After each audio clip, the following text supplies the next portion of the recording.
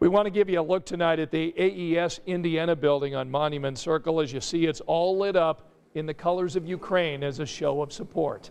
We've seen similar displays around the world, from Paris to London, Rome, Germany, you name it, all signaling their solidarity with the Ukrainian people amid the Russian invasion.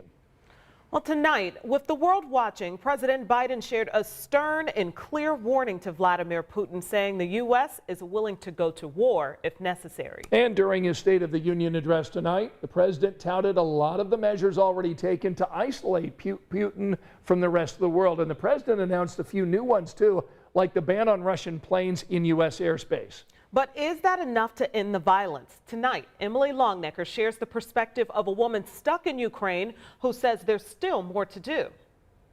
Well, a lot of folks tuned in to hear President Joe Biden address Congress and the nation in his State of the Union address. Many wanted to hear what he had to say about the war in Ukraine and what some have called a growing humanitarian crisis there.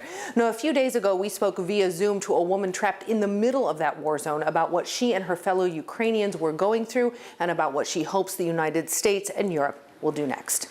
We, the United States of America, stand with the Ukrainian people. A message of solidarity with a country in the midst of war and a salute to their resolve to fight for their freedom. Putin may circle Kyiv with tanks, but he'll never gain the hearts and souls of the Iranian people. He'll never extinguish their love of freedom, and he will never weaken the resolve of the free world. We don't know if 30-year-old Bodana Vavranchuk was watching the president speak Tuesday, where she lives in the western Ukrainian city of Lviv. Bodana has spent the past several days taking shelter with friends in a parking garage. Every time she's heard this sound. Sirens warning her of a possible incoming Russian missile strike. We are scared, sad, and mad about all of this. Bodana told 13 News she and her friends, no matter what the time of day, wait to hear President Biden speak about the war tearing her country apart, even with the 7-hour time difference. We were saying that, we can't go to bed until Biden is talking. Each time hoping the president will say more help from the United States and NATO is on the way. And we need more help, and we need a world to help us. Bodana describes a situation which is quickly growing dire as Russian troops continue to advance into her country, the death toll of Ukrainian civilians growing. The people are staying in shelters for days. They don't have power. They don't have electricity. It's been very cold recently.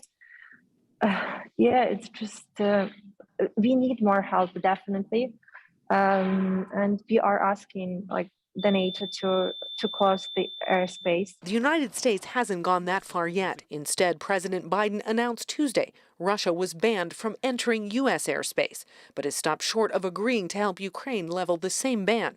If he did, that could draw the United States and other European nations into a more direct conflict with Russia if NATO forces would be forced to shoot down Russian planes defending the airspace over Ukraine. Instead, the U.S. and Europe have leveled economic sanctions, paralyzing and crippling Russia's economy. Bodana says she's thankful the world hasn't looked the other way. And when you are silent, you basically accept the reality. A reality that for the people of Ukraine is growing more dire with every hour that passes.